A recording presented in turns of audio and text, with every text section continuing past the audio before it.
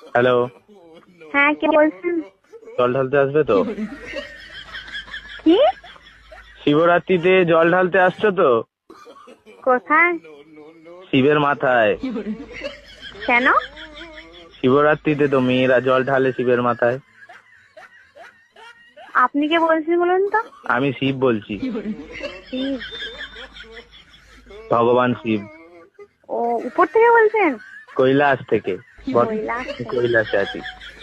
ও, কৈলাস থেকে আমাকে ফোন করে বলছেন শিবের মাথায় জল ঢালার জন্য। এটা কি খ্যাপামো নাকি? বেলপাতা 3টের বেশি আনবে না। 3টে, কারণ তোর মাথায় চাপ আসবে আমার। আর ঠান্ডা জল ব্যবহার করবে না, দুধ পাইল করে জলটা গরম করে নেবে। আমি তো ভাবছি মাটির কোষ থেকে জল নিয়ে যেটা প্রচুর ঠান্ডা হয়। ওরে বাপ রে, একে মাথায় মাথায় ঢালার জায়গায় অন্য জায়গায় ঢালবে সব। ঠান্ডা না হয়ে গরম